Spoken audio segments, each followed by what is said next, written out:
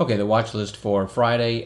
Remember, I try to find some interesting charts at night to watch the next day, but as the day unfolds, we may or may not trade any of these. With the technology today and scanners running all day, we can usually work together as a team in the chat room and find some high volume anomalies, is what we call them, and we know how to trade those. So throughout the day, anything can happen, and you can sit there bored out of your mind, and all of a sudden something manifests because the scanner picks it up, and boom, you've got a trade. So having said that, it's still important to start with a list, and here's what I've come up with for tomorrow, just as a starting spot. SEE gapped up, let's see, this is Thursday, so this would have gapped up on Wednesday, sold off all day, and now kind of a narrow day today on Thursday. So this goes on bounce watch if I switch to 15-minute candles. If we get any kind of base and then a break up to the upside later, this could give, later in the morning or afternoon, this could give a nice trade.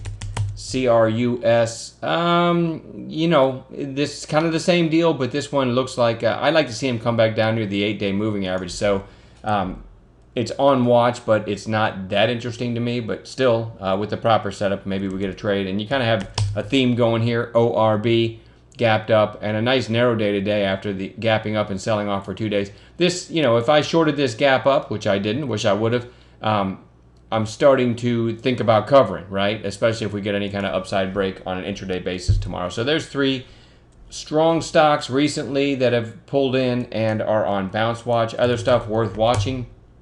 AKAM closed at 54.53, and if I go to after hours here, wow. Well, last time I looked at this, it was in the 56s.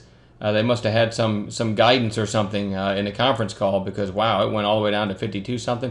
Anyway, I should get some volatility in this one tomorrow. It's at 55.33. Looks like where it closed in after hours, but some crazy action. Should be some action there. Weight Watchers, WTW, I'm going to put back on watch. Nice volume. It still closed okay. I made a video on a trade I called in it today using the 60-period moving average, so on 5-minute candles. So if you haven't checked it out, check it out. It's in my list of videos on YouTube.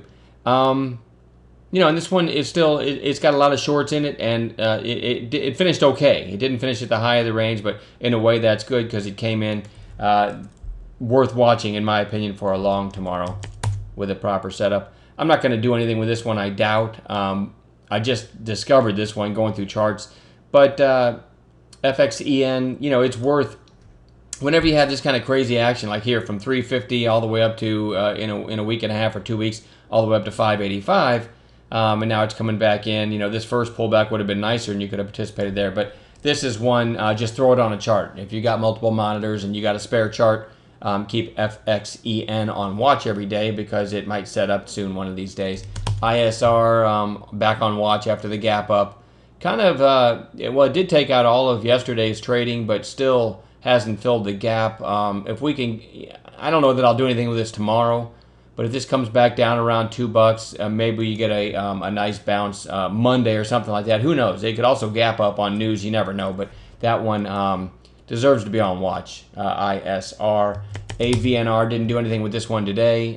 It certainly felt extended. I'd actually like to see this come down about 2 more days, and then this one would have a lot of my attention. I really like the volume on Wednesday, and today was just kind of a flat day, but keep that one on watch as well. I don't really have anything else. It's just a short list. I mean, other things you could look at, MACK gapped up on 30 million shares. That one's in my notes to watch too. I don't think I put it on the member page, but it's worth watching. IRDM, big volume move for that stock.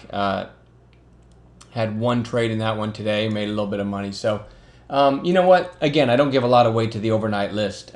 Throughout the day, we'll find plenty of stuff to trade. So, I'm not going to babble any further. Again, there's a lot of charts right now out there that, if you just glance at the SPY, are just chopping all over the place. I thought this day was a double top in the SPY from here to here. I thought that was a double top, and lo and behold, it's climbed its way back up there again, and near recent or all-time highs.